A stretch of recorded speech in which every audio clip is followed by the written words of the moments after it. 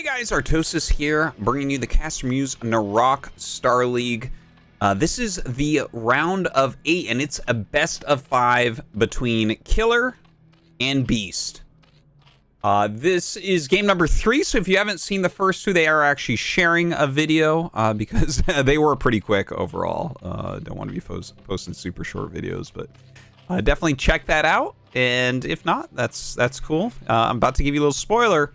Right now, Beast is winning 2-0, so he is on match point. Zerg vs. Zerg, very volatile, so, I mean, anything can still happen, of course, but definitely getting the upper hand with well, they had a pretty mirrored build the first game, but Beast was a little bit more aggressive than game 2. Beast was super aggressive and actually just ended up killing with pure Zerglings off of a 9-pool speed into Mutalisk. So, we'll see if Killer can start to fight back. The map we're playing here is Ascension. And, of course, Ascension is 3-player Blue Storm. You hear me say it all the time. It's an awesome map. I'm really happy to have this map made. It's given us a lot of interesting games, I think, across all matchups. So, ZVZ, how much will it affect this? Honestly, not all that much. ZVZ plays pretty similar despite map. Things like ramps and chokes are what really matter. The positioning of the main versus the natural for Mutalisk harassment, things like that are important. Rush distance, of course, those types of things. So we have Beast going up for this hatchery first, and the same is going to be done by Killer. Not a big surprise. Ascension rush distance is a little bit long, it seems. So we do see a lot of very, very quick expansions on this map in all matchups. Of course, expecting them to throw down spawning pools next. Gonna see that from Killer and from Beast. All right, very mirrored, just like game number 1. In fact, so far they're exactly the same builds as game number 1, which was on Eclipse. Now, the difference that occurred in the early game of game 1 was that at the time when the spawning pool finished, we saw Beast produce 4 Zerglings, and then on Killer's side, he actually produced 2 more drones and threw a sunken colony down. So he was actually up a drone for the entire game. Despite that, did end up losing in the Mutalisk department, but they did have very similar timings on everything else.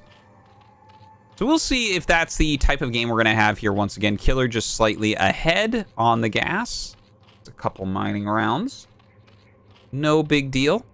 The Overlord going in the wrong direction. Of course, Beast did end up finding Killer first, so that's pretty useful, I would say.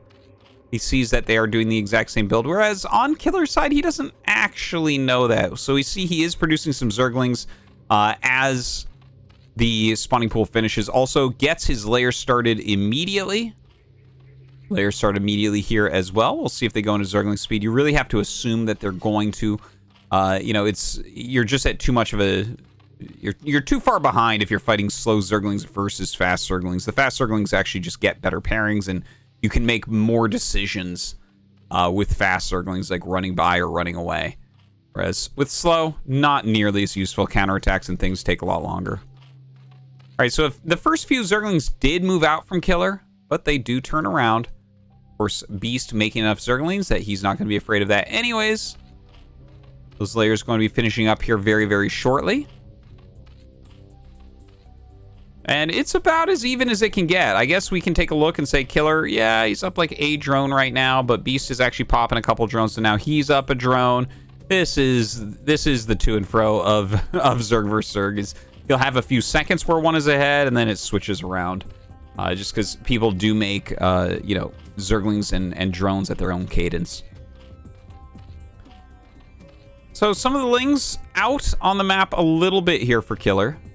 Most of the Lings seem to just be sitting in the natural for Beast, though. Both sides are making their spires. Second gas on the way. Oh, not on Killer's side, but in fact on Beast's side. So he's going to be forcing all of his income basically into gas here. Allow that one more round and then maybe send it to gas. No, he's going to just keep mining. I mean, Zerg players really have economies mapped out so well. Now, we have Killer coming across the map with quite a few Zerglings. Of course, the Overlords see him moving, so Beast can respond. He can continue to make his own Zerglings here. That second gas is going up for Killer. Again, very much like game 1, where we just don't have a lot of action. Killer coming over with his Zerglings now. And here we go. He's actually going to attack up. And, ooh, that's good for Beast. He does get a couple free Zergling kills. And, you know, moving the Zerglings through an area like this, of course, that is a situation where with better surface area, you're going to get a better trade, even though you might have the same number of the exact same unit. All right, Beast running around the long way, looking for an engagement of his own here. Going to force back the Zerglings of Killer. Mutas being produced. Killer with 7 mutas on the way. 7 now for Beast as well. First ones are popping out. Of course, these lings have to run back now.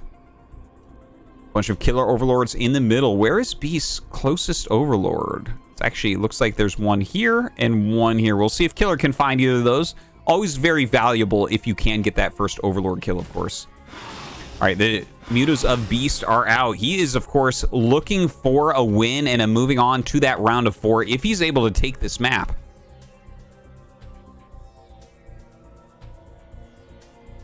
Mutas just kind of patrolling about. Even killing a single Zergling is somewhat useful. Now, coming with those Scourge as well. Looks like Killer has to turn around. Does turn, though, as his own Scourge and another muta come up. So it looks like we have 8 mutas here compared to 7 mutas for Beast. They both turn around. Sometimes it's hard to tell exactly how many mutas are in one of these very grouped up flocks. So oftentimes better to just turn around rather than take the risk, take the gamble. Killer continuing to macro nicely, if we can call it that. Plenty of Scourge adding in. A little bit of a supply block for Killer there, but it doesn't look like it's actually going to affect anything. And Zerg supply blocks function, of course, a little bit different because you just build up the larva.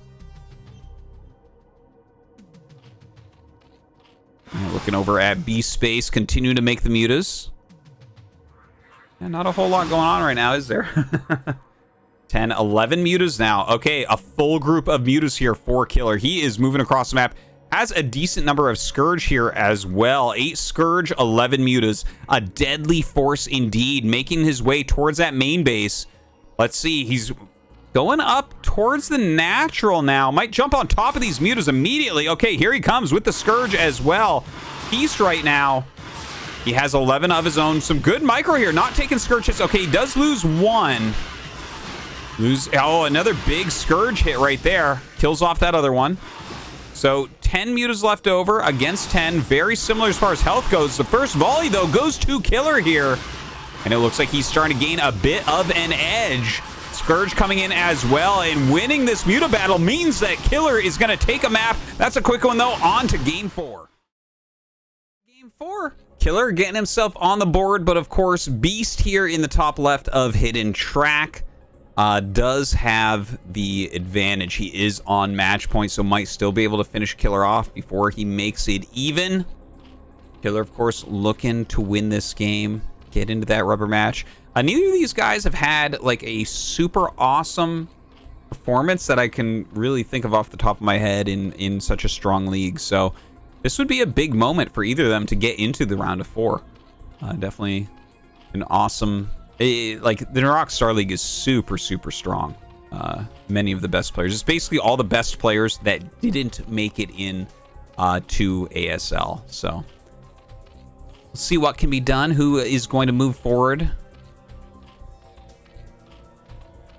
And looking at the builds. Ooh, Beast. Looks like he's going to be going for a 9 pool here. Yep, definitely going to be a 9 pool. So, definitely an aggressive play. Okay, 9 pool is started over on Killer's side. Little extractor trick. We'll see if it's going to be an overpool, a 12 pool, what it's going to be. Huh? Oh, is he going to do double trick? No. Oh, he's just gas first for Killer? All right. Really interesting here. You don't see too many gas first builds, but he will be going for the gas into the pool. So it's kind of like overpool with the super fast gas. I guess that this can allow him to get Zergling speed super quick. In fact, quicker than Beast can get it. Super fast layer as well, if that's what he wants to go for. Interesting. All right. I'm down. So, yeah, by the time this finishes, he's going to be nearing 200 gas, isn't he? It's going to be pretty gas heavy. Now, 6 lings being made over on Beast's side. He did send his Overlord in the wrong direction, but as this Overlord sees this Overlord, he will know that Killer is in the top right, so he'll know exactly where to send those Zerglings. Killer, of course, going to see that there is no hatchery, so he knows that there's a pool on the other side. Okay, very quick layer coming up here from Killer. Lings going out across the map. Killer also getting Zergling speed very, very quickly. And you know what? This is kind of interesting, right? Like, I guess this Overlord, he's going to be able to see and he can say, okay, this looks like... honestly, it went far enough. It's kind of hard to read that this is an Overpool build, I guess. But as he gets up here, this is his first time seeing it. Ooh, 2 Zerglings hidden behind. 2 on the ramp, going to flank him. No, maybe a run by, we'll see. More lings popping out from Killer. Oh my god, and look at this. He actually does do the flank and catches some of the lings, so... It looks like a little bit of extra damage being put on, but honestly, we saw a ling loss there for Killer. So it didn't work out as well as he had wanted, but I like the idea. More lings being made now. His Zergling speed is quite a bit quicker than Beast's. Going across the map. That Zergling speed going to finish shortly here. Yeah, there it is. It is done. Beast backing up. Has a good amount of Zerglings, honestly. Very similar in number. Let's see if Killer is able to actually do anything here with this attack.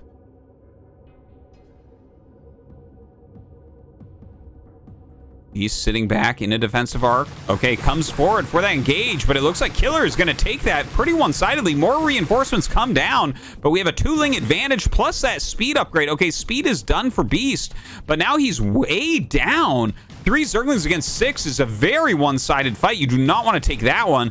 He does have a couple very damaged ones, but look at this micro right here from Beast. He's trying to dodge with his lings. He doesn't want to lose them right now. Oh, catches one of the lings as they pop out. A good free kill there from Killer. More lings still piling up from him. 8 lings out. Picks off a drone. Tons of damage here. And GG, they tie it up on to game 5.